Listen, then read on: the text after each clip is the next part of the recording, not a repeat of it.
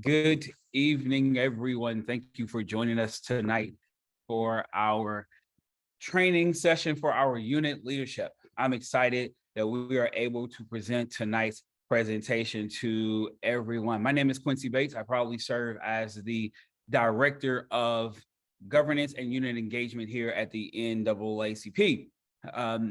I'm joined by two of my colleagues who I will allow to introduce themselves shortly. Before we get started, ladies and gentlemen, I want to provide a few housekeeping rules for this evening's presentation. Number one, please place all of your questions in the Q&A that's located at the bottom of your screen. All questions in the Q&A box. At the conclusion of the presentation, we will be able to address some of those questions. The goal is to try to answer as many questions as we possibly can within our time frame. We have over 3,000 people here tonight, so the goal is, well, we're right at 3,000. The goal is to try to answer as many questions as we possibly can tonight. Those questions that we cannot get to, we are going to split those up amongst our team and try our best to address those questions. But I guarantee you, we have a lot of information that we're going to share this evening with you. So majority of those questions will be answered throughout the training. So try your best to listen to everything that's being provided to you. If your question that you have is not answered, please place those in the Q&A. Any other conversation that would you like to have, any shout outs or any sharing or any camaraderie amongst your peers, please place that in the chat. No questions in the chat because we are not monitoring the chat for questions, only for feedback and things like that. So if you have a question, please place those in the Q&A. I see there's already 20 questions. We haven't even started yet, so your question may be answered. So take your time, listen to the presentation, and then if you have any questions there, then place it in the Q&A.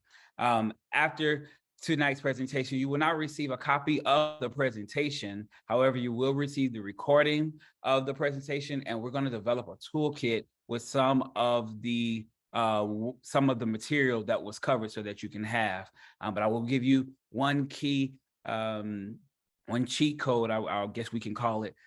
All of the information that we are providing to you comes directly from the Constitution and bylaws. So you will always have access to this information. You can always obtain it at your fingertips whenever you may possibly need it. So we're going to jump right into tonight's presentation. In all questions in the Q&A, all other conversation, please place that in the chat box, and we'll get to that as soon as we possibly can.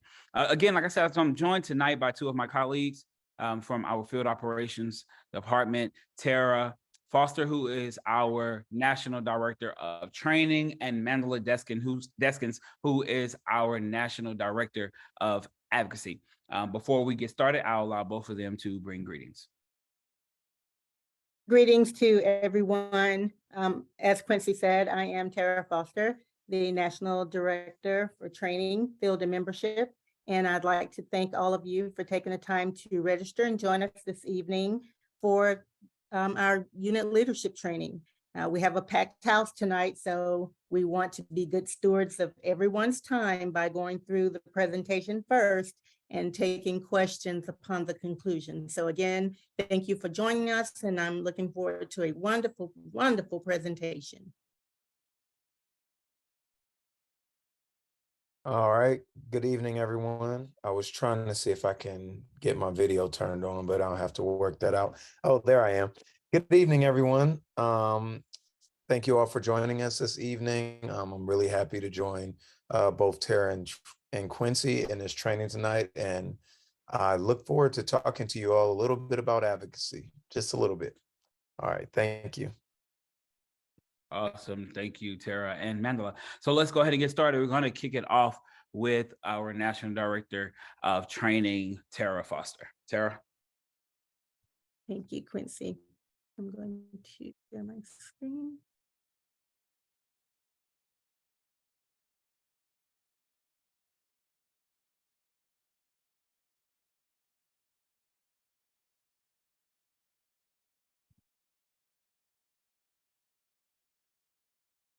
So as Quincy said, the actual slide will not be shared, but he will share a recording with everyone. You're welcome to make notes and refer to our bylaws. That's where all of this information comes from. We ask that you remain muted and use the Q&A feature to ask questions. And we're going to take as many questions as we can within the allotted time, but any questions that we're unable to get to, just jot this email address down that's on the screen. That goes to our National Contact Center, and they will be able to route your questions to us. I'll give you a second to either screenshot it or just jot it down right quick.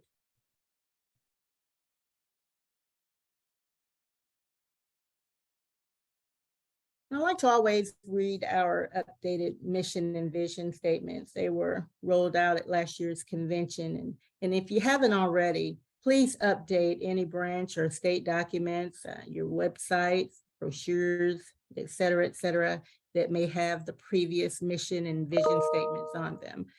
You can find the updated versions on the website shown on the screen, and it's right there below. You can copy that down if you need to get a copy of that. But our mission is to achieve equity, political rights, and social inclusion by advancing policies and practices that expand human and civil rights, eliminate discrimination, and accelerate the well-being, education, and economic security of Black people and all persons of color.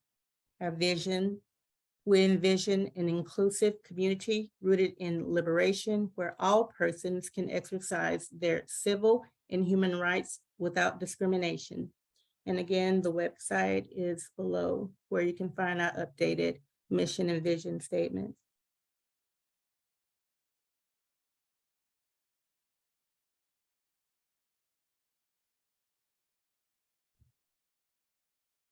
Of course, you all know we were founded February 12, 1909.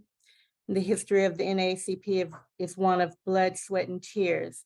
It was the talent and tenacity of NAACP members that saved lives, influenced policy, and changed many negative aspects of American society. The next generation will inherit the future, and they too will be policy influencers.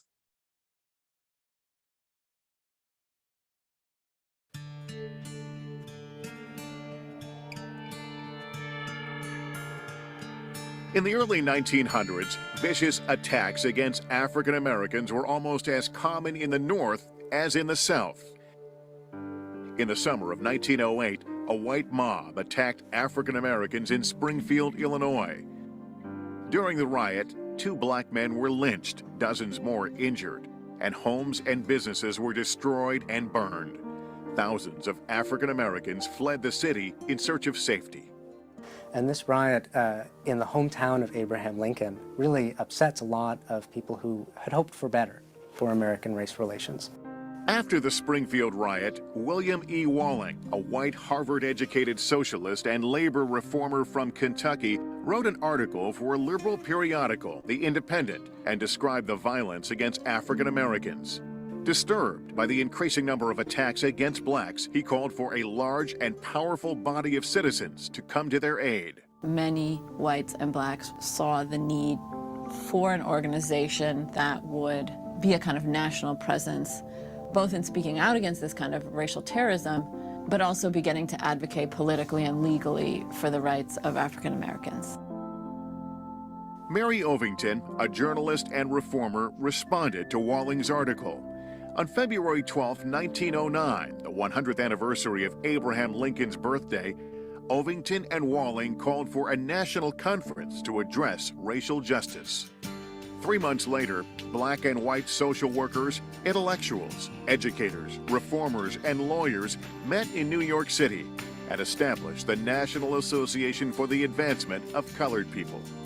Its founders include not only black leaders such as W.E.B. Du Bois, but reformers like Jane Addams, Rabbi Stephen Wise, a whole series of people who are coming out of women's organizations. The mission of the NAACP was to end forced segregation and racial violence and to ensure civil liberties for all. In 1915, lawyers for the NAACP won a Supreme Court case which ruled that the grandfather clause used by some states to stop blacks from voting was unconstitutional. Another early success came in 1917, when the Supreme Court declared segregated housing was unconstitutional. They focused on litigation, changing the laws, and so therefore they lobbied through Congress and with the president to get the federal government to transform state laws to ensure the civil rights of blacks, but also education. They believed that you could change the hearts of white America if you could re-educate them. One way the NAACP re-educated people was through a monthly magazine called The Crisis. The magazine, edited by W.E.B. Du Bois, served as a newspaper, a literary review, and a voice for the rights of men irrespective of color or race. Du Bois wrote eloquent and forceful articles in the magazine to report and denounce racial segregation and injustice. In 1919, the NAACP published a study on the lynching and racial violence of the previous 30 years. Members of the NAACP worked continuously for anti-lynching legislation, but it never passed. In the first decade of the NAACP's existence, it didn't get a lot of attention. It was a small organization. It never had enough money. World War I changes that. The events of the war, the politics of race during the war send hundreds of thousands of members into the organization and really transform it into a mass membership organization. By 1920, the NAACP had more than 300 local branches across the United States and almost 100,000 members. As their numbers grew, so did their impact. In the fight against Jim Crow and segregation, the NAACP would become one of the leading protest organizations in the United States.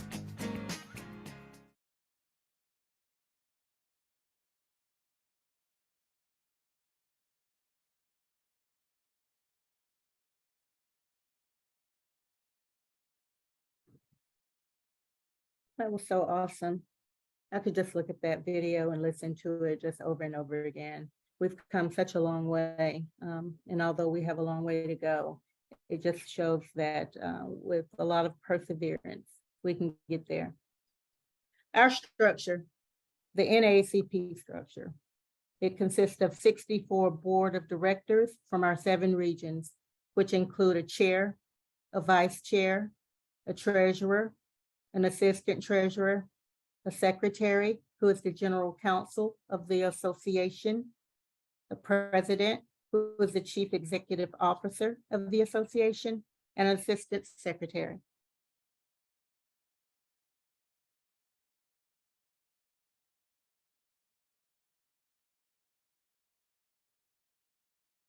We are a network of more than 2,200 affiliates covering all 50 states, the District of Columbia, Japan, and Germany. The primary focus of the NAACP continues to be to protect the civil rights of Black people and other minorities by influencing policy.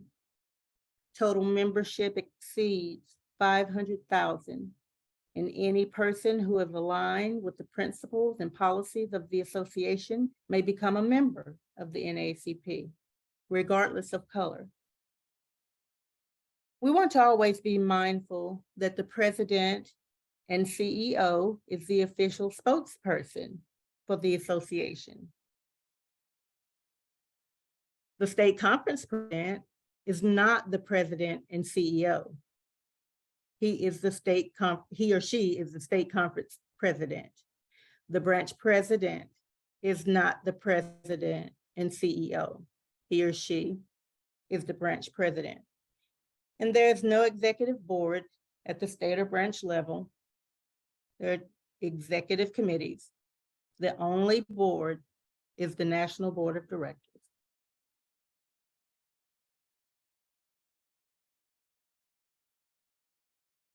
You'll hear the word thrive a lot moving forward, which is a great thing. We want to always highlight our achievements and how we thrive. We definitely want everyone to know how our HBCUs are responsible for 40% of all Black engineers, 50% of Black lawyers, 70% of Black judges, and 70% of Black doctors. And that Black women lead 2.7 million businesses all over this nation. And we surely cannot forget about the 2022 midterm elections, where we recruited 30,000 volunteers and distributed $7 million in funding to support voter mobilization. Our vote thrived then and now because Black voters showed up and cast ballots that changed their communities, and that is a fact.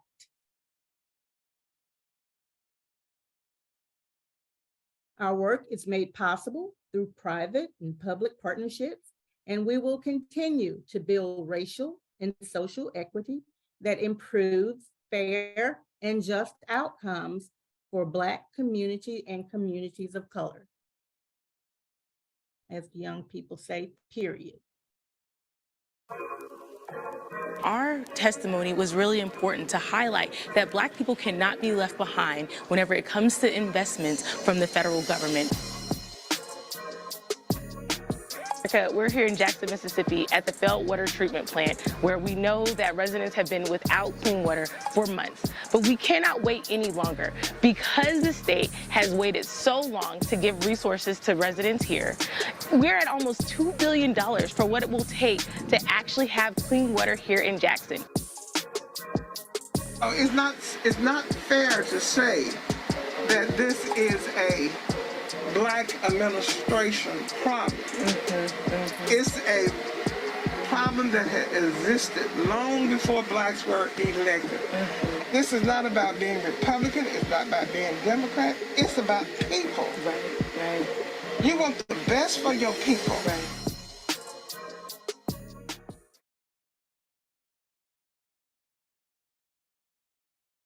Okay, and I want to mention this.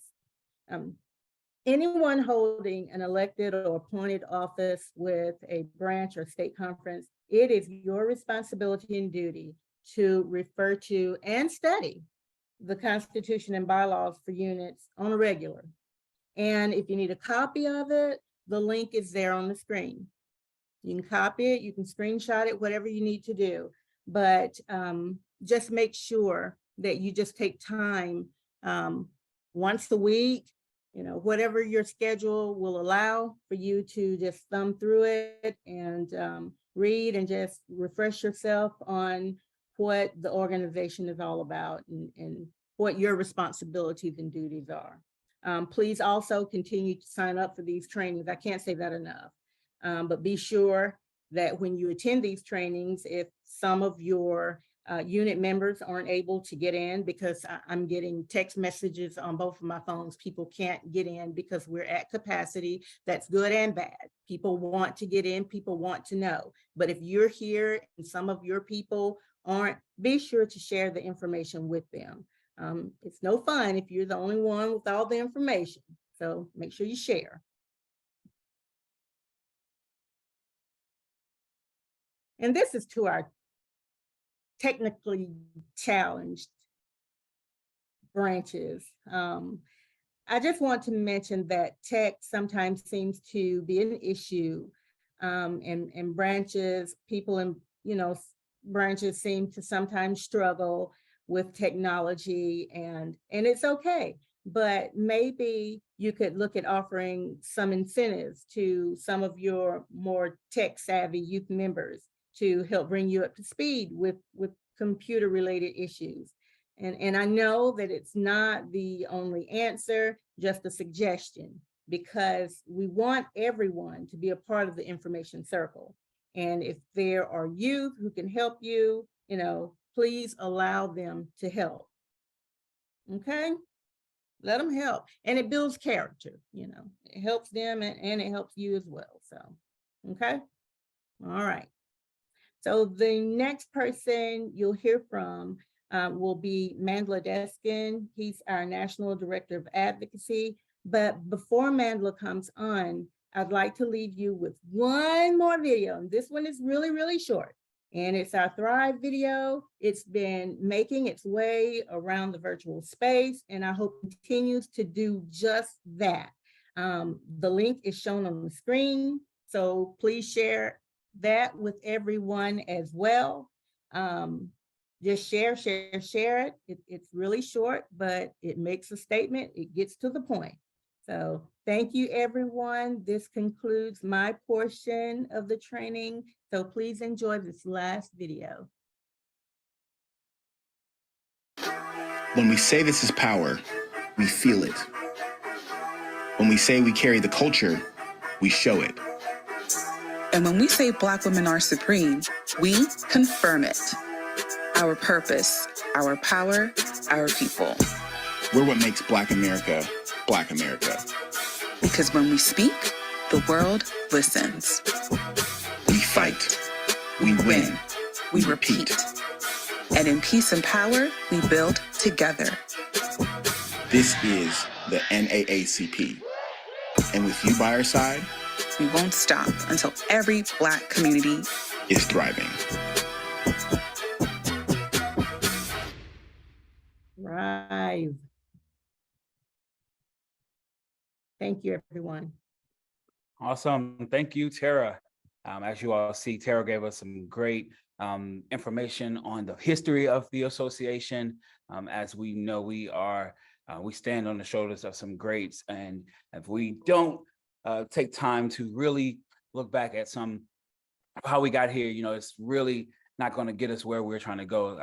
People always say, if you don't know your history, you're destined to repeat it. So thank you, Tara, for taking out the time to give us that, but also walking us through where we're going with the association, right? As we're thriving to move the association in to this next century. So moving right along, we are going to bring up Mandela, who's going to talk to us about the advocacy work here in the association and what that looks like for our units. So as you all know, we are an advocacy organization, not a service organization. I mean, you hear that a lot, especially from Vice President Watkins. She's always saying that, we are an advocacy organization, not a service organization. So please take notes, and I'll shut up now and turn it over to Mandela.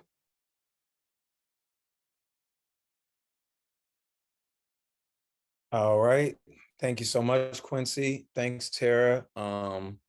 That information is always a great segue to this part, which is we have a little bit of understanding of what the NAACP is.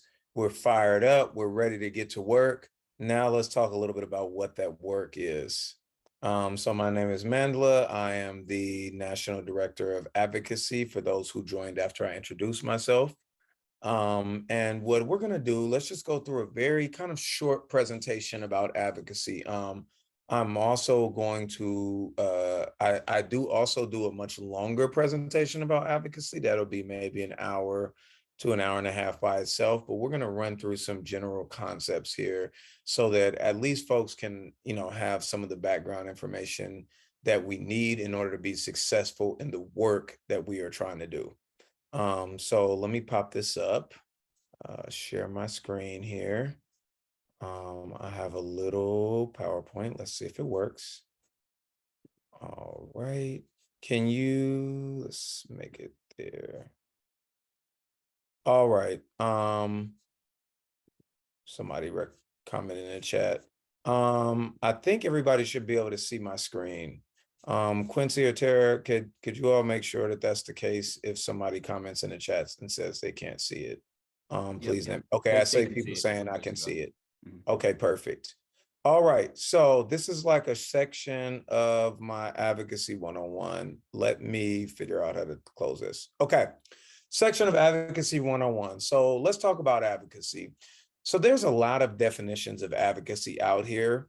I got this one because it seems like something that that really kind of applies to our work. And then I'm gonna get into a little bit of details about that. So advocacy, for our purposes, any action that speaks in favor of, recommends, supports, or argues for a cause on behalf of others. And I use that because that really is a lot of what we do. So let's just go through a little quick part. NAACP advocacy is building power and then wielding power to advocate for civil rights and racial justice in line with our resolutions and bylaws. So quick breakdown. We're going to go a little bit into what building power is and wielding power is, but we're going to build the power so that we can wield the power. And then we're going to advocate in line with our resolutions, because we already have resolutions that, you know, are voted on every convention, that are like guiding laws for like what we as an association, how the positions we take on certain issues. So we already have resolutions so that we can go back and see, okay, what is our NAACP position on this particular issue? And then you bring it down to your local community or your state. And of course the bylaws, because, you know, that helps us define how we should organize our units and our unit leadership, which is how we then advocate, right, through that structure. So couple things to note: not NAACP advocacy, supporting political campaigns. It is just, you know, we don't allow it, right, as an organization, for our state conferences or our branches to endorse candidates. So we shouldn't be doing that, or endorse particular political parties. Now, you may say, well, what if there are certain candidates or political parties that follow with the, you know, with our advocacy priorities? Well, those are your priorities. Those priorities don't have a party or a candidate affiliation. If you so happen to support them, well, that's great. You support NAACP priorities, but we don't openly support political campaigns. The other thing, advocating personal issues between parties that do not involve racial justice or violations of civil rights. Why did I put this here? Anyone who's been in a branch for a while knows that some percentage of the calls you're going to get are going to be from folks who have nowhere else to go. They've tried all their avenues and they just need help, particularly Black folks. And we understand that it's helpful as a best practice to maybe have, you know, a list of spaces. Maybe you have a number to legal aid, or, you know, different kinds of law clinics or different city services that you can redirect people to, because what we cannot do is get bogged down with issues that our organization, our structure, and our priorities are not meant to deal with. And the last thing is using the brand to validate politicians or businesses in their decisions. What makes the NAACP so powerful, and we're going to get to that in a minute, is the brand, right? This old brand that has a recognizable name that represents, you know, hundreds of thousands of people, thousands of units, 37 state conferences, a known name. That's what gives us our power. We don't give that power away easily. So what you don't want to do is allow politicians or business leaders to parade you in front of their cameras for their political gains, and you don't even know you're being part of a dog and pony show. So always be wary about when you expose the brand to someone else, to endorsing someone else or some other folks' issue. Okay, let me move right along because I could run my mouth for a long time. All right, so the first thing we're going to talk about, building power. Let's go through it real quick. We have 3 ways that we like to build power: community building, connecting with existing leaders, showing and telling. I didn't put some extra slides here so we could just run through this. So I need folks to take notes, or you could say, hey, I want you to come do a presentation for my branch or for my state conference, and I can do that too.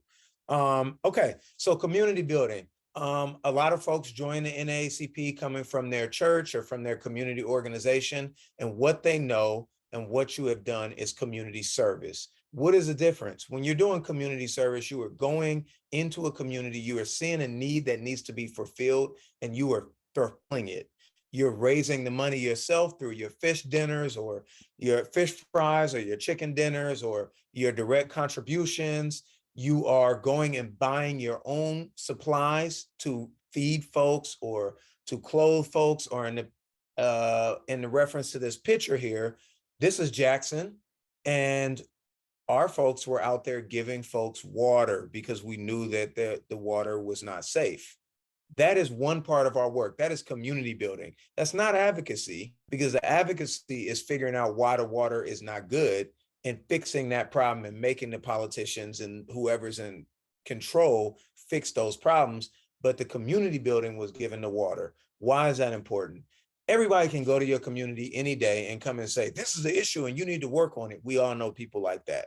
But we also know that there are plenty of people who are preachers who may stand on the corner and give you some of the words, but they don't have anybody behind them. They don't have a flock. They don't have supporters. People don't trust them, right? And so what you want to do is build community trust. You want the community to know who you are so they don't see you just as a person out telling them to do something or follow what they have said is right. So you give out the water, and when you're giving out the water, you show people, look, I'm here for you. I'm willing to work for you. And in exchange, when you have an advocacy ask, those people already remember, they said, this person has already been out here helping me. Okay. The next thing you have is connecting to existing leaders. This graphic I chose here is a river, but you will see little tributaries coming out. And anybody who's been to the beginning of a river knows that it starts off as little streams that come together. We have to connect with our existing leaders. We need those church leaders, those other advocacy groups, those mentoring organizations, those community organizations, civic organizations, and we bring all those people together under the umbrella of our work. And that's what makes us strong in our communities. That's one way that we build power. The third way we build power is we show and we tell. Nobody can talk to me here because it's 3,000 people, but I'm sure you're all going to shake your hand when somebody says the NAACP not doing nothing. We hear that all the time.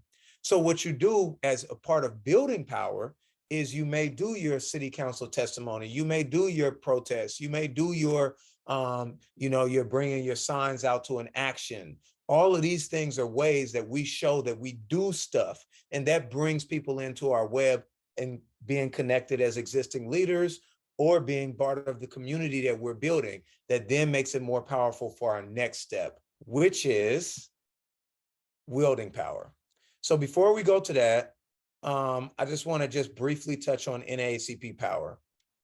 A lot of organizations come up and they want to do work. They want to get respect. They want politicians or people in power to see them and listen to them. So they may protest, they may petition, they may do a lot of different things, right? We've seen protest movements several times over. They come out and they have really angry direct actions. They get on the news. The NAACP has already done that since 1912, 13, whenever your particular unit was founded. So we already have millions of members across the country. We already have a structure. We already have units. And so one of the things when we think about how we advocate as NAACP, we use what we have. We build that power the way I just discussed, and then we wield it. But we don't have to worry about creating ourselves because we already exist. So let's go to wielding power. Quincy, you got to give me a time check because I run my mouth forever. All right, wielding power. When I say wielding power, I'm going to say wielding power the NAACP way. There's three things we want to go over, and I'll give you a little bit of an example for each one. One, the brand as a tool. We just talked about how the brand has a history that goes on for generations. The brand is something that's recognizable anywhere you go in the country. So you utilize that brand as a tool when you're wielding power. That's why you wear your NAACP shirts when you go to an action. That's why as NAACP leadership, you announce yourself as NAACP leadership when you testify before your local school board. So one of the ways that we wield power is we wield our brand. And of course, with much power comes much responsibility. So we also protect our brand to make sure it is wielded in ways that make the most sense for what our goals are, and we don't let other people get a hold of it and use it for things that don't match what we want to do. The second is power through access. So this picture here, you probably can't see it, but this is our chair of the National Board of Directors, Leon Russell, talking directly to President Joe Biden. Why did I pick this picture? Because this is our chair talking directly to a sitting US president. Why is this important? Because we already have access.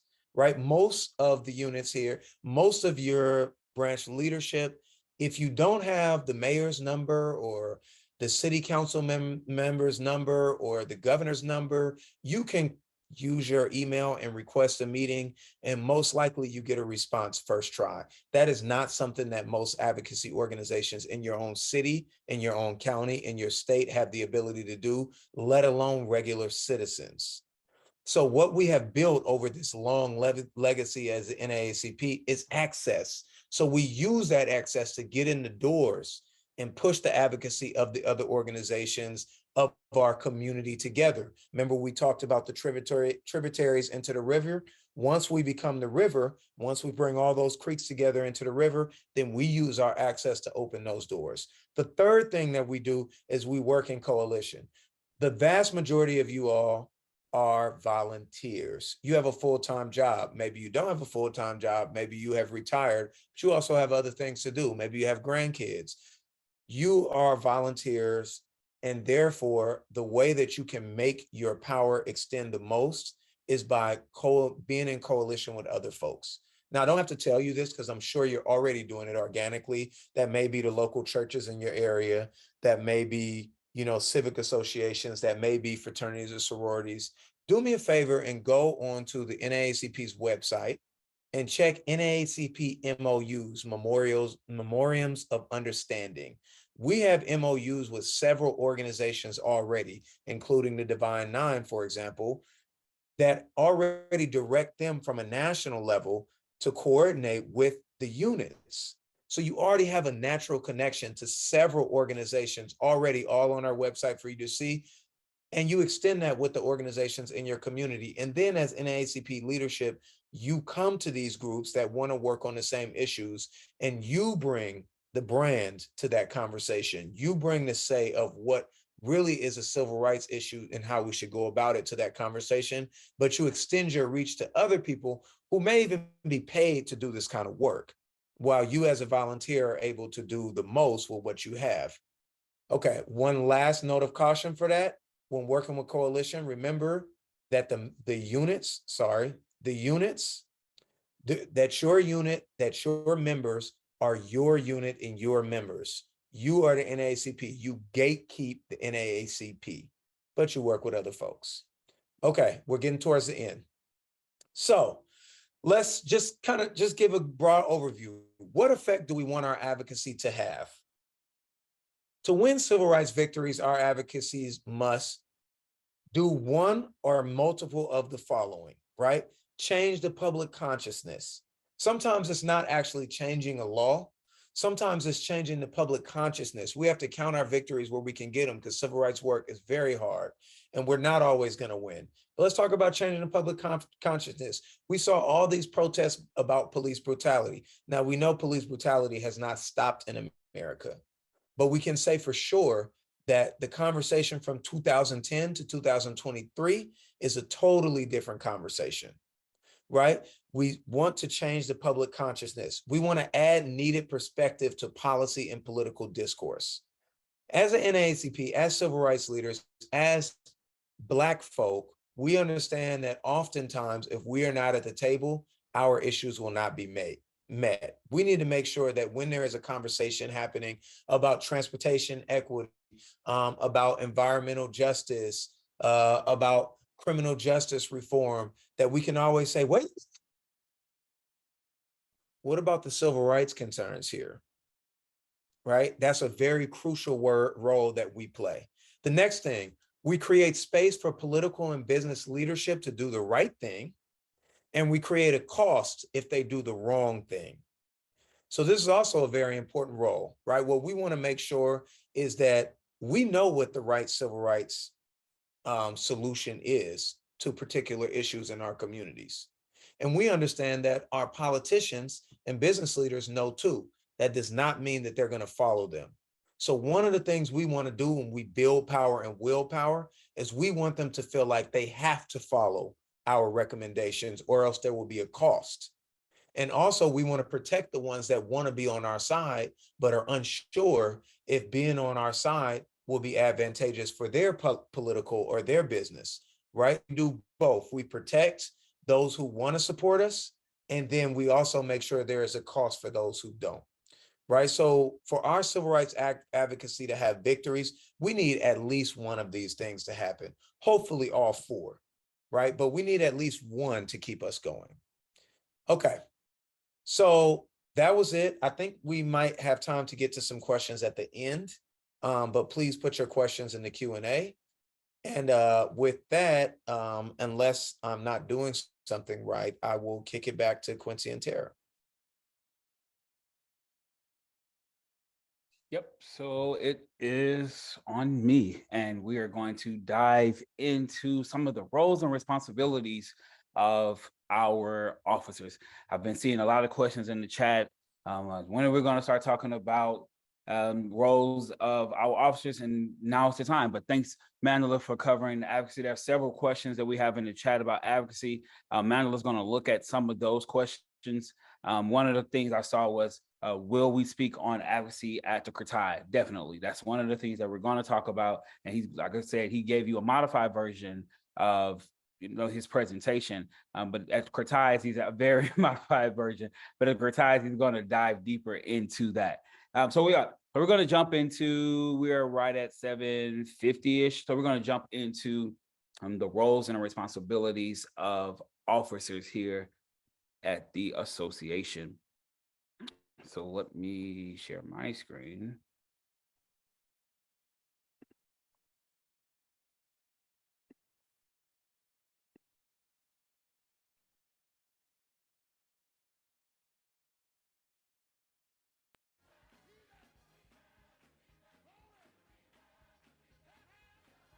There we go. Okay.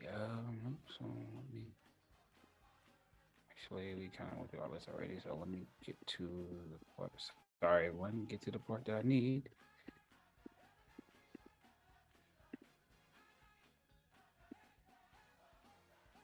There we go. Officers of our NAACP units and staff. As you all know, the elected officers of our units are the president, the first vice president, second vice president, if your unit bylaws allow it. Not all units have them, but if your unit bylaws allow it, a third vice president, your secretary, assistant secretary, treasurer, assistant treasurer, and any officers that may be allotted to your unit via your local bylaws. That could be a parliamentarian. I've seen some units have a recording secretary or a chaplain or things like that. But those are not officers that we have in our national bylaws and constitution, but they are in several local several local bylaws. So if you have those in your bylaws, you are allowed to have those officers.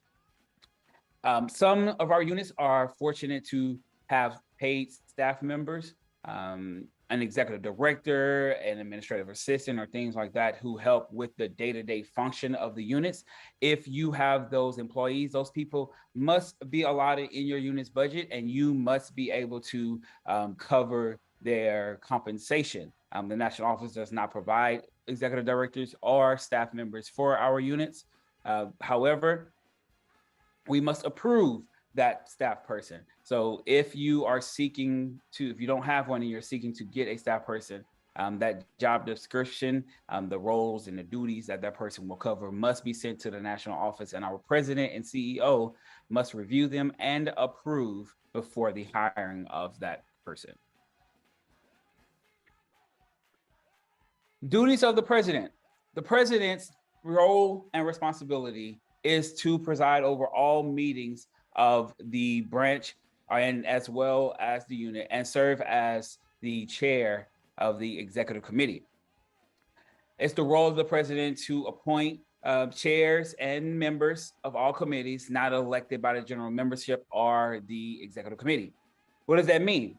That means the president can appoint and fill vacancies. Does that mean the president can go and appoint the membership chair, the health chair? And no. When it comes to the president and chairs, they can recommend a person for those positions. If, for instance, I'll give you an example. If I was the president of the Houston branch, I can make a recommendation to the executive committee for someone to fill the position of health chair. Once that name has been lifted to the executive committee, they must vote and make a decision if this is someone that they deem fit to serve as the health chair. If they say yes, it's a go, and it moves to a vote on a general membership. If they say no, then we go back to the drawing board and the president comes back with a different name, or the executive committee, you all can lift a name to the president and to the entire executive committee for voting. It is the role of the president to countersign all checks and properly supported requisition forms for disbursements from the treasurer. That simply means before any funds are released from your unit, the president must sign that check.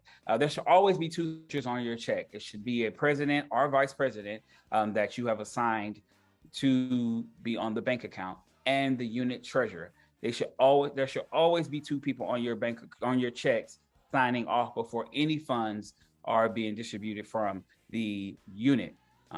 Also, the president must sign a requisition form. President or the vice president, again, that you have assigned to those roles and those responsibilities. No, the secretary can't sign a check. No, the assistant secretary can't sign a check. The third vice president, the appointee, finance chair, whoever. Only those on the bank account, the president or the vice president, the treasurer, should be signing the bank account. Treasurer, assistant treasurer, if appointed, you should be signing those checks. Only those in those positions. It is also the role of the president to encourage and assist all committees in the developments of their programs. It's important that the president understands the work that's happening in those committees in your branch. As we all know, that's where the real work happens, right? Not in our general body membership meetings or in any other meetings. It happens in our standing committees. When those committees are meeting, they are addressing the issues in the community, and they're bringing that to the executive committee, who votes on how we're going to move forward via the recommendation of the standing committee. The events that the standing committee feel like will help us move this agenda forward. Things like that. So it's key that the president understands the work that's happening there. The president, if there's something that you want to work on, or something that you want to happen, start there. Start in the standing committee. Don't just show up one day and say, hey, we're going to tackle, I'll just use it. We're going to tackle breast cancer for this month. No. It should have started in that standing committee and that health committee. And then from there to your executive committee, from executive committee out.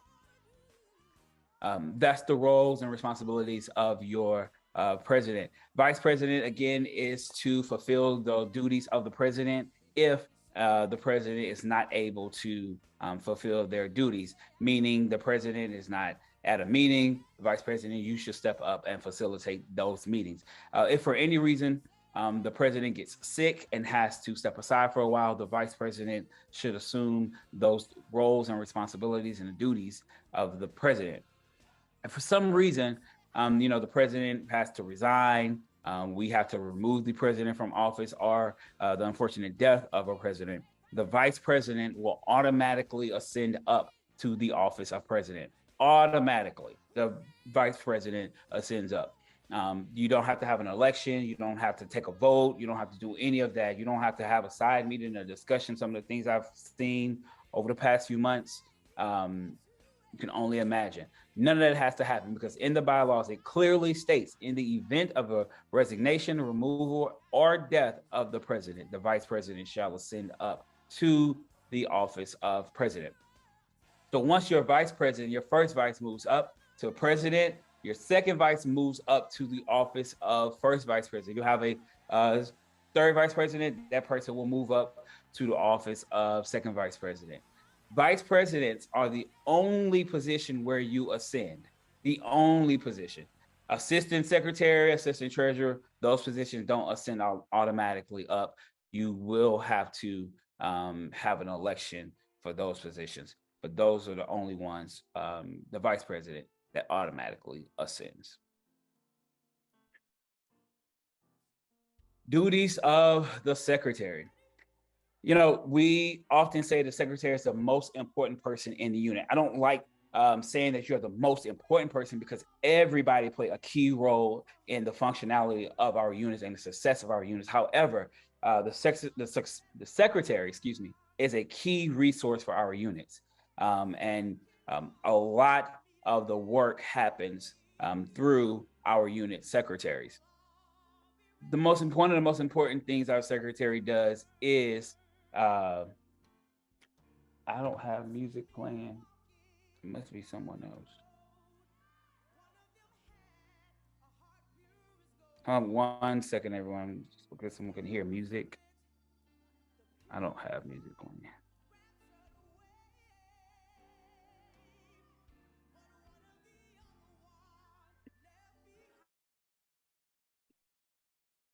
Okay.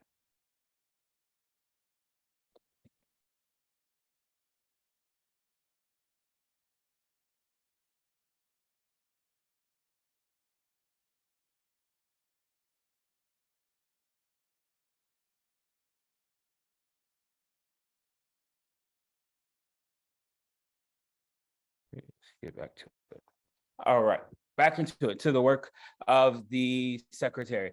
As the role of secretary to provide notice to all members of regular meetings and at least 3 calendar days for any special meetings. If for some reason you have to call a special meeting to discuss an issue or you need to prepare for something, then you must give your members at least 3 calendar days before you can actually hold the meeting. A notice should be sent out before all regular general body meetings as well as executive committee meetings well in advance so that members can properly plan to attend. I always say at least a good 2 weeks, you should be sending out your notice and also sending reminders out so that they know. Usually what helps is keeping a regular cadence. If you want to meet on the 3rd Thursday of every month, meet on the 3rd Thursday. That way the members know the 3rd Thursday of every month is the branch's meeting. And where your communication is simple, it's easy. You don't have to worry about the dates changing, just the dates, not the actual day of the month. To keep accurate records and minutes of proceedings, making sure that you keep minutes of everything that's happening. Anytime the branch meets, that you are keeping accurate minutes. What motions are happening? Who's seconding? Who's in attendance to the meeting? What was said in the meeting? What was lifted? What wasn't lifted? What reports were given? Were there any special people there? Was there any grievances lifted? Is there any key dates? Was there any events that's happening that the branch needs to prepare for? Was something said at the meeting that caused concern that you all have to take back to the executive committee for a decision, for a vote, things like that? Keep detailed minutes. I always say one thing that's great for you secretaries is if you record the meeting on your phone, even if it's just the audio, right? Record the audio so that you can have it, so that you can go back to it and take your notes if you didn't capture everything throughout the meeting. One of the good things about having Zoom is that we can record meetings and then we can always go back to them. Send promptly to the association a list of all membership fees received and to secure from the treasurer and forward to the association a portion of membership fees due. Simply meaning send the national office their portion of memberships and send us those people that you are recruiting in a timely fashion. You all know that you have a short window of the time from you collecting a membership to when you get it to the national office. Once you collect that membership, you should be processing that. The good thing is we have Salesforce now, right? And it's so much easier to go in, type in that information, hand those funds over to the treasurer so that they can make that payment and you get those memberships in. You don't have to hold on to those papers for super long until you gather up a certain amount. Also, let's put a pin there. You don't have to wait. You don't have to wait until you get 50 memberships and then I'm going to send in my batch of 50 members. One thing to always remember, if you wait till you get that large batch, they're all going to expire at the same time. And then you're going to have that large drop off of members from your unit, which will always affect your unit compliance if you don't have enough members. So please, please, please, when you receive memberships, give yourself a time frame. If I receive it on a Monday, make sure I key it in. I provide the treasurer the funds by Wednesday and I get everything keyed in no later than Friday. And you get those things turned in. It's the role and the responsibility of the secretary to aid, coordinate, and integrate the work of committees.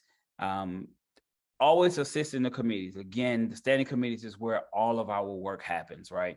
That's where the nitty gritty of how we're doing the advocacy work that Mandela spoke about, how we get into our community. What does that look like? What does it look like for the education committee? What support do they need from the unit, from the executive committee, things like that. If the secretary is working with those committees, she knows that he or she knows that information. They know what's needed from their standing committee. One thing I'll say is utilize the assistant secretary for that as well. Assign certain committees to assistant secretaries so that she or he can work with them and make sure that they're collecting information from them and getting it back to the secretary for reporting to the executive committee. And also to submit reports to the unit and to the executive committee at all regular meetings, making sure that you are submitting clear and conscious reports, getting a report from all of the standing committees, right? Whether if their report just says, we didn't meet in May, you got something from that committee that says we didn't meet in May. Get reports, combine those reports and provide it to the executive committee. Make sure you also prepare the report of the executive committee to be shared at your general body meetings. It is the role, again, it's the role and the responsibility of the secretary to provide clear communication for the unit, from the standing committees to the executive committee, from the executive committee out to the general body, from your general body out to your communities. And assistant secretaries, it's your responsibility to perform the duties of the secretary in his or her absence, unavailability, or the disability of the secretary. Again, one of the key things that we have now is Salesforce, which is really a great tool to help secretaries with managing their membership list. In the portal, you have access at your fingertips to your roster whenever you need it. You can input your memberships whenever you have time to do it. You can access member information. If you need to send out things, you have their emails, you have their phone numbers, you have their addresses, you have all that at the fingertips of the secretary. And before we move on from the role of the secretary, one thing that I want to make clear, the secretary is the only person that has access to the roster for the unit. I get it. Everyone's not happy about that. Presidents feel like you should have access to that information. Membership chairs feel like you should have access to that information. Treasurer, you feel like you should have access. Everybody wants the roster. Everybody wants the roster. However, the only person who has the right to hold on to the roster and who we hold responsible for keeping the integrity of the unit and protecting the personal information of our members is the secretary. That is the only person that should have access to the roster at any time. If for any reason that you have to send out communication or things like that, emails can be provided to your comms chair or to your press and publicity committee chair, but that's it. They should not have the addresses to your members or nothing like that unless they are assisting with a mailer or something like that from the unit. However, that information should still be coming from the secretary. Secretaries, I urge you to keep your roster near. Don't have lots of copies of your roster. Again, the good thing about the portal, it's all in the portal and you don't have to go elsewhere with it. It's there at your fingertips. You don't have to have a whole bunch of copies. I've seen so many people print it out and have 20 copies of it all over the place. You don't have to have that because it's there in the system. All right, moving along because I'm kind of short on time. Duties of the treasurer. Most importantly, it is the responsibility of the treasurer to receive all funds for the unit, whether that's membership funds, donation funds, grant funds. The church wants to give you some money to hold whatever the funds may be. It is the roles and responsibility of your treasurer to receive all funds for the unit and properly deposit those money into the bank whenever they get the opportunity. Make sure, treasurer, that you aren't holding on to funds for super long periods of time, correct? We've been experiencing a lot of treasurers saying, hey, I had the money in my car and the money was taken. Hey, I had it here, and whatever the case may be. If you receive the funds, make sure that you are depositing it into the branch's account within a timely manner. It is also the role of the responsibility of the treasurer to act as the chief financial officer to ensure the financial health and stability of the unit is always in great health and in great stance, making sure that you are not in any debt, that you don't owe anyone, whether it's the lights, utility bill, or your Wi-Fi bill, or things like that, or even any events that you may have, any vendors that you may owe, anything like that, that you're paying all your bills on time, so that you don't have any debt out in the universe, in your community, things like that. We don't want the unit owing anyone. You know, we want the unit to be to focus on what you should be focusing on, which is advocating for you know, Black and brown people in your communities, not worrying about owing this person or that person or things like that. If you can't afford it, don't do it. If you can't afford it, if your unit doesn't have the finances for it, for this event, the Freedom Fund, whatever the case may be, don't do it. If you can only afford the chicken and rice dinner, guess what? Do the chicken and rice dinner until we can get to a point to where you can afford to do what you can do. We don't want you all owing anyone. It is the treasurer's responsibility to authorize disbursements based on a requisition form signed by the secretary and the president. Treasurers, you should not be providing checks without a requisition form. If you don't get that form that says, this is what the check is for, this is who the check is going to, it's this amount, it has been approved, it has been signed off by the secretary, it has been signed off by the president, no check should be given out. You should not be, well, we'll get the requisition form later. No, make sure you have that requisition form before you cut the check, so that you can keep a paper trail on what's going out, where are those funds going, who has the funds, who's responsible for it, things like that. You want to make sure you have that requisition form before you send out any funds, before you cut any checks. It's the role and responsibility of the treasurer to submit any funds for membership to the secretary. And the good thing about that is only send it to the secretary if you are mailing in memberships to the national office. Only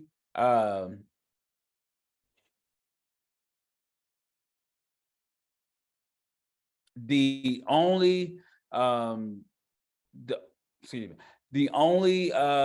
way you should be submitting money to the secretary is if they are mailing in memberships. If they aren't mailing in memberships, the treasurer, have the ability to the portal and make a payment for those memberships. You don't have to worry about paying anything through, giving them a check so that they can mail it off or things like that. Only if they're going to mail out for memberships, like we've done in the past, or for instance, they don't have access to the portal and you still have to mail memberships. That's the only time you should be providing the secretary with a check for memberships. It's also important that the treasurer submit reports to the executive committee and to the unit on the financial stability and some financial standings of the unit, meaning providing monthly bank statements showing where you are, how much money you have in the bank, what was your withdrawals for the month, how much you paid out this month, what is it, what do we look like financially, where are we month to month. As treasurer, you should be providing those funds. And it's also the role and the responsibility of the treasurer to make sure that the annual financial report is completed and submitted to the national office by March 1st of every year. March 1st is the deadline every year. Anything that's submitted after March 1st will be taxed an additional $100. You will be taxed $100 on top of whatever it is that you already owe. That's the $100 late fee. We're still asking that you submit it. Anything after March 31st, the president and the treasurer are in jeopardy of being removed from office until we receive the form, the $100 late fee, and the funds that they owe for the annual assessment. Again, it's your responsibility to submit that form by March 1st.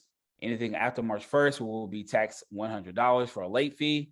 If you don't get it in by the 31st, you are in jeopardy of being removed from office. This year, the chair has asked that we really double down on removing people from office until we get that form. So after the 31st, myself and Carmen and our finance team, we're going to be looking at who hasn't submitted those things and reaching out to those officers. And if we don't get it in, then we'll remove them until we do get it in. The roles of the assistant treasurer. It is your role to fulfill the duties of the treasurer if they aren't there. If for some reason the treasurer is not available, it is the responsibilities of the assistant treasurer to step in and to assist until the treasurer is either back or the unit has elected a new treasurer. The assistant treasurer can sign checks or requisition forms if they have been approved by the executive committee to do so. Only if they have been approved by the executive committee to do so. Your treasurer should be bonded. I also encourage you to bond your assistant treasurer, but definitely your treasurer should be bonded, and it should be done at the expense of the unit. The unit should cover those fees.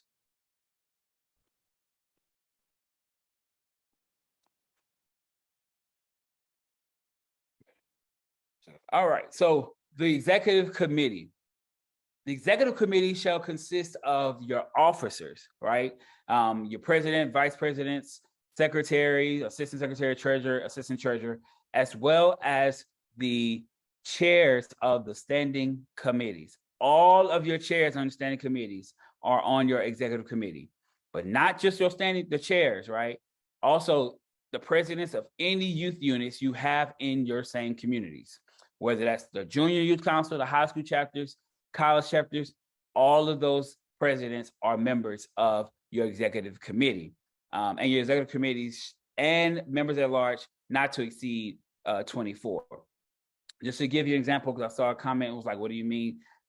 Youth presidents of your college chapters. For example, I'll use the Houston branch. You have the Houston branch here in Houston. We have the Houston Youth Council. So the president of the Houston Youth Council is a member of the executive committee. We also have 3 college chapters: Texas Southern University, University of Houston, and Rice University. The presidents of those 3 college chapters are members of the branch's executive committee. So make sure that you are contacting those youth units to ensure that they have their seat on your executive committee. The executive committee has general control over all the affairs and programs of the unit. This means that you ensure that anything that's happening, the programs or any of the affairs, any programs that you are taking on, any grants that you are committing to, any issues or anything in your community that you are agreeing to tackle, any MOUs like Manuel spoke about, any MOUs that you signed, the executive committee has taken a vote on and have decided as the executive committee, this is something that we think will be great for our unit, and you're going to move. They voted yes for it, and you're going to move forward in supporting it. The executive committee shall render a report containing all the reports of the standing committees and any other special committees and present it to the general body at you all's regular meeting for the month. And again, it's the role and the responsibility of the executive committee to fill the vacancies of any offices, any elected offices, as well as offices on the executive committee. Standing committees for our branches. Also, one person I almost forgot is the youth advisor. Your youth advisors are also members of your executive committee. So please, if you have youth advisors for those youth units, make sure that they are included in your executive committee meetings. My apologies for that. Thanks for that heads up. Standing committees are as follows: AXO, Armed Services and Veteran Affairs, Communications, Press and Publicity, Community Coordination, Criminal Justice, Economic Development, Education, Environmental and Climate Justice, Finance, Freedom Fund, Health, Housing, Labor and Industry, Legal Redress, Membership and Life Membership, that's one committee, Political Action, Prison Branch, Religious Affairs, Young Adult, Youth Works, and WIN. Those are the committees for your branch. There are different committees for the youth units. You can refer to the Constitution and bylaws for all of those committees. However, for a branch, these are the committees that you should have. These are the committees that should be functioning to ensure that your unit is working properly.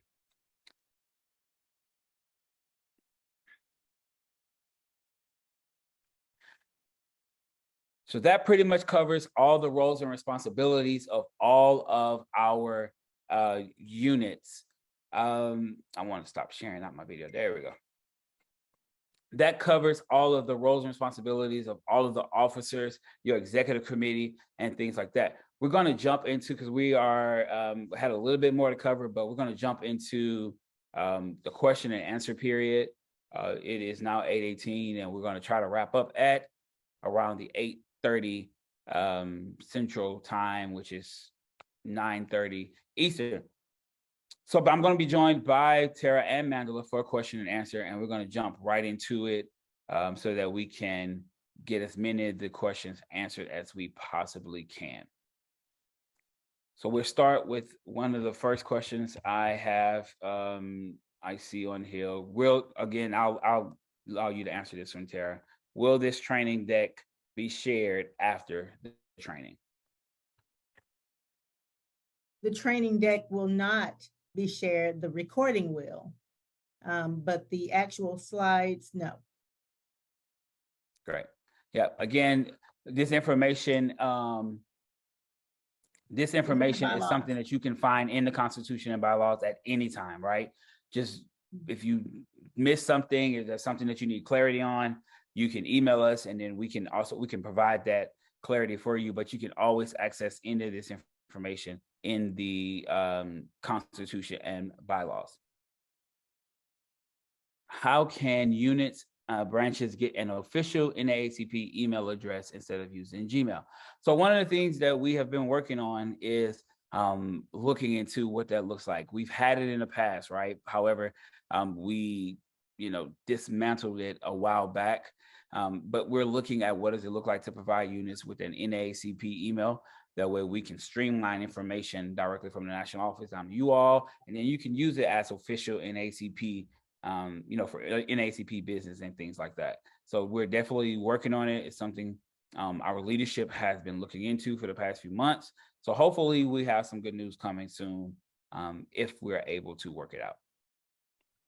There's a Joy Bates that wanted to schedule a branch election. She said that they have not had their branch election. So Joy, if you can hear me, if you're still on, my email address is at the top of the screen there. Just send me an email so we can get your branch election scheduled. Her name is Joy Bates.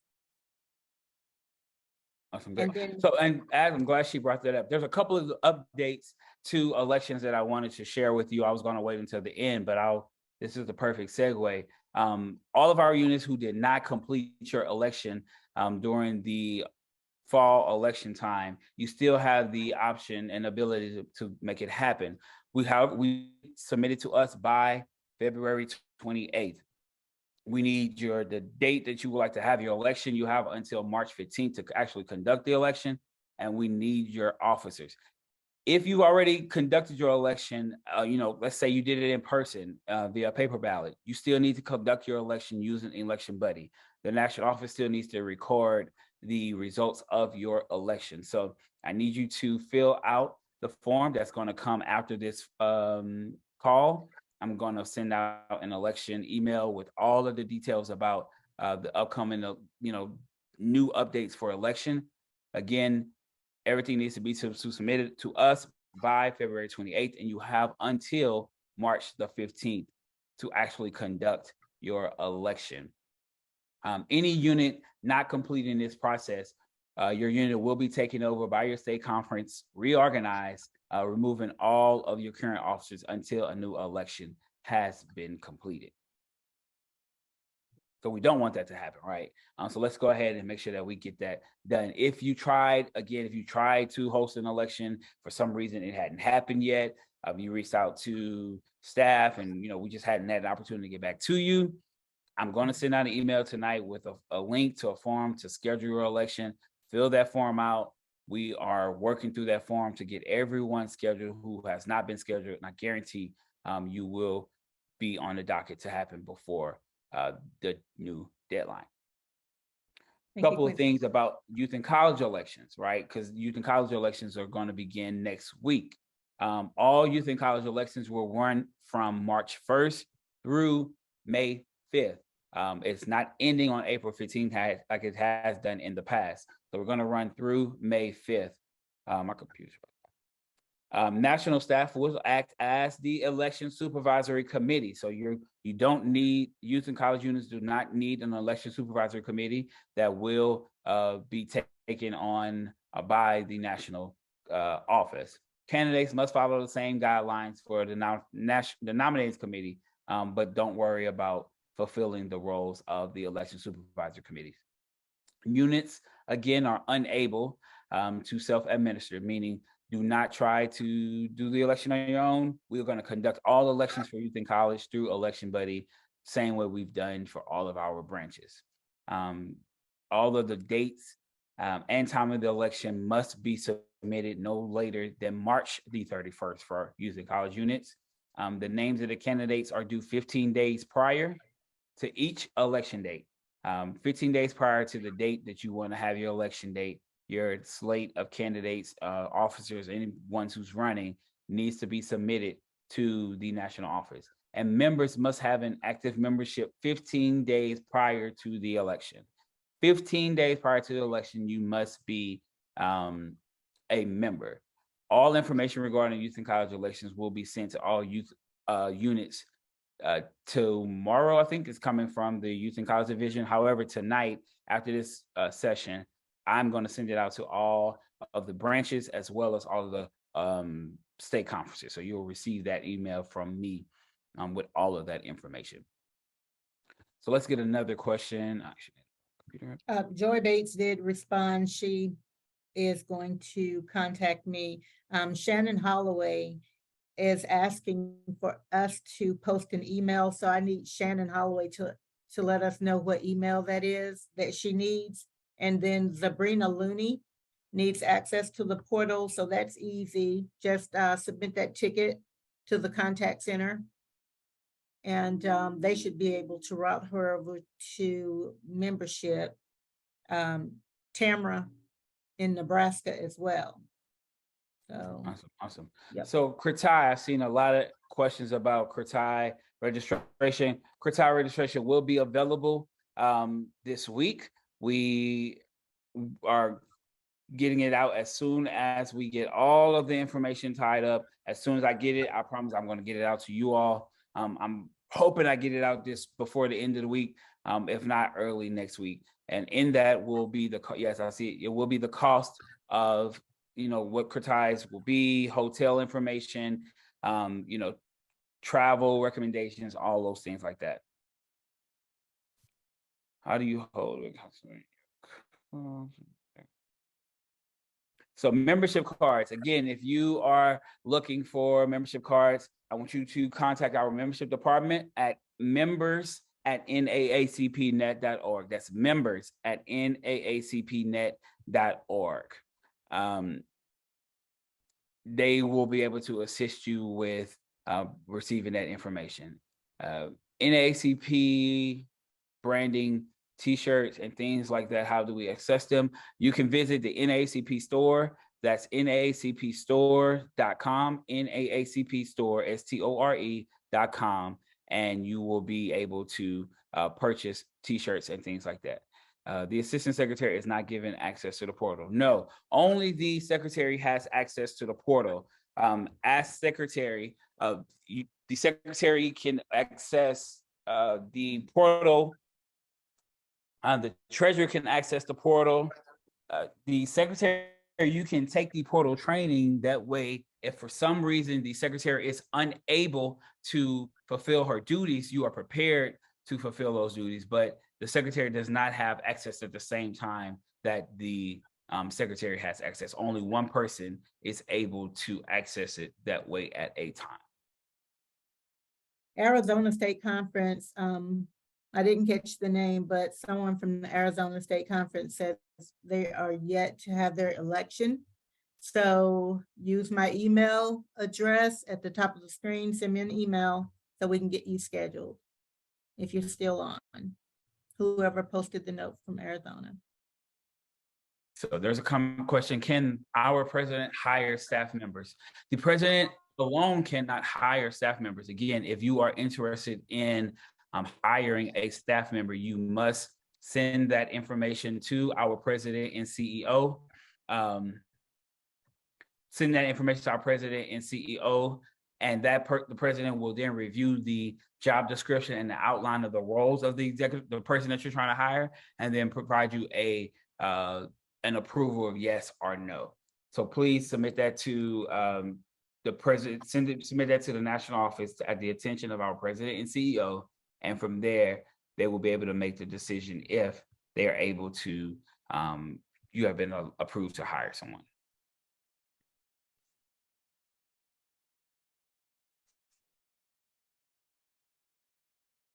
Can executive members be paid for service? Executive members, no one in the branch should be paid. No officers, executive committees, should not be paid a stipend, should not be paid an allowance or anything like that for your service to the association. Can the NAACP Youth Council focus on an issue if the adults have not discussed it? Yes. The Youth Council, you can focus on whatever your executive committee has voted on to focus on. The Youth Council is a standalone unit. You are your own unit. You focus on your own issues. As long as it falls in line with the mission and the vision of the association, you are good to go. You don't have to have the okay or the yes from the branch before you make before you decide what you want to focus on. We'll take a couple more.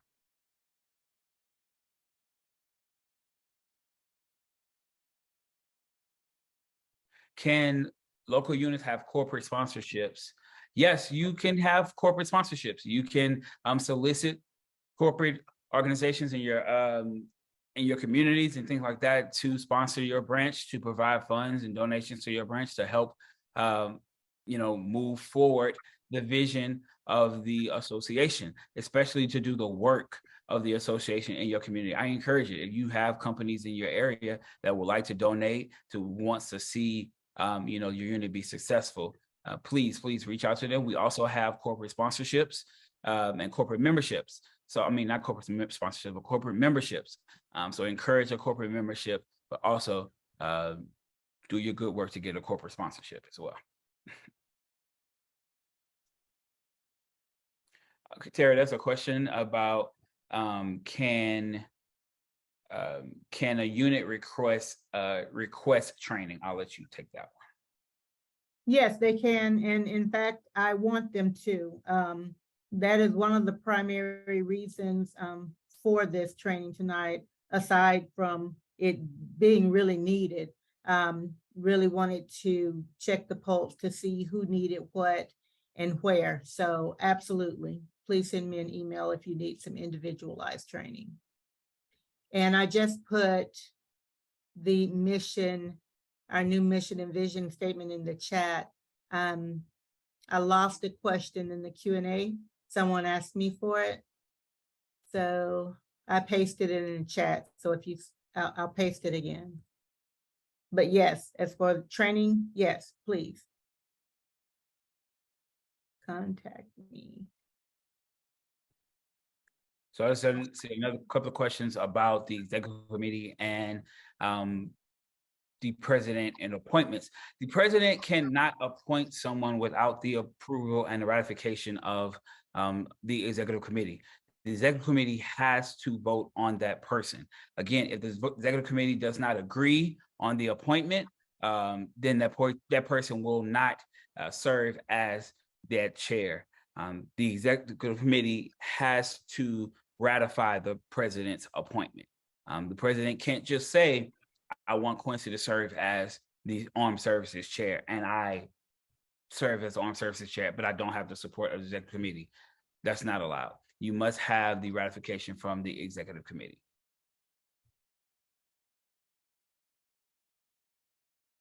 Yes, local units can seek grant funding and sponsorships from local organizations and foundations. The secretary should sign requisition forms. The secretary does not have to sign a check, but the secretary should sign the requisition forms. There should always be a signature from the secretary on the requisition form, knowing, well, you know, how much money is going out and how much money is coming in, and what's going out, what is going out for, right? The secretary should know, hey, the youth council has asked us to sponsor a bus trip. This is how much the bus trip costs. The secretary has the receipt of how much it costs. They have, you know, what they're going for. She attaches that to the requisition form, signs off on it that she's received everything, lets the president see how much it's going to cost, give it to the president, signs, gives it to the treasurer signs, cuts the check, provides it back to the secretary to issue the check out. If for our, the treasurer can issue that check out. If for some reason the president does not sign or does not, agree to it going out, then it has to be a decision. It's not just a sole decision by the president to say yes or no, right? This is something that the executive committee as a whole has already voted on. Again, this goes back to the executive committee and its approval for everything. The executive committee approves all funds, everything. Anything that you want to do, your executive committee has to approve on. So it's not just that the president said, no, I'm not signing off on it. They're signing off on something that the executive committee has already approved.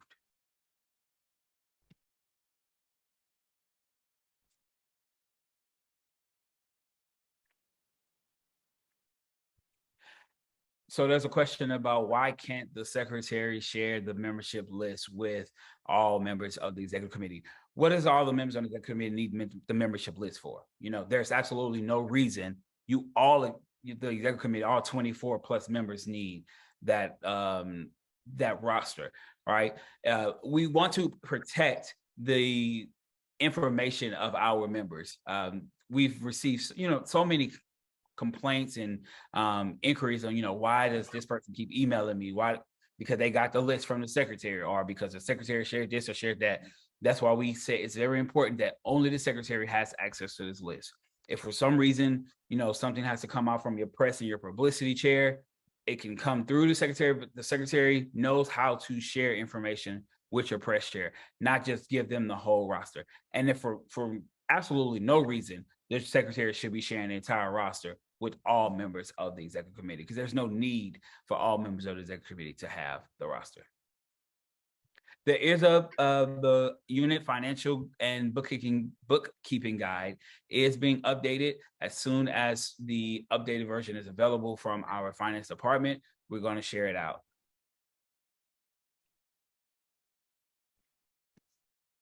Okay, we're going to do two more and then we'll wrap up. Again, ladies and gentlemen, we're going to share tonight's presentation with you all. As I said, we're going to make sure we notify all of you all with a email. Let know that you have completed training for tonight so that you can have it on file. If for any reasons any of your leaders ask for, have you taken any training? Have you received any training from the national office? This is proof that you have received the training. One of the questions is, who is able to see the minutes of the meeting? Minutes should be provided at every general body meeting. So everyone who's at a general body meeting, all members, has access to review your minutes. How can a unit request a copy of your charter? Email me, and I will work with our office in Baltimore to locate your charter to figure out when were you established, and get a copy over to you if requested. When someone pays online for membership, how does the branch get their portion? When someone pays online, your name goes into the portal and our finance department gets a notification. I'm not sure what the timeline is, but our finance department cuts a overage check to each unit, right? And in that overage check is your portion of a membership that is letting them know that someone joined from online. What we're working on is also providing the names of those people so that they can attach the names to the funds, so they'll know exactly why they received a check for this amount, whatever the amount may be. But yes, you will receive a portion of your membership through an overage check from our national office. If you have ACH information on file, the funds will go directly to your account. If you do not have ACH information on file, then you will receive a check in the mail. Last one for real this time. I know I said this a couple of times. Yes, all units use Salesforce. You have the ability to use Salesforce, and I highly encourage it. It's super simple to use. Once you have received the training, the secretary and the president and the treasurer have received training, you will receive your credentials from the national office, and you'll have the opportunity to sign up, to sign into your portal and start using it.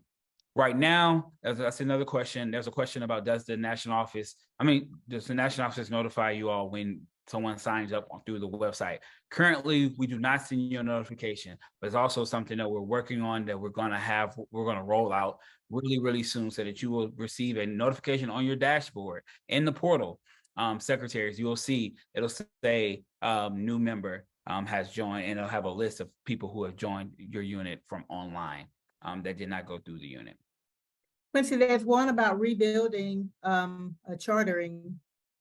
It's jumping so fast. Okay, I would like to charter for unit 3199B to assist rebuilding of the chapters beginning, but there's nothing else. It's from Darlene. Yeah, so if you need a charter, just email me and I will provide the charter to you so that you can start building. You can start working on your reactivation for the unit. All right.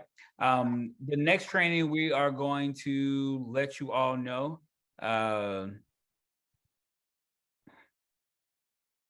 We're going to let you all know when the next training is going to be available.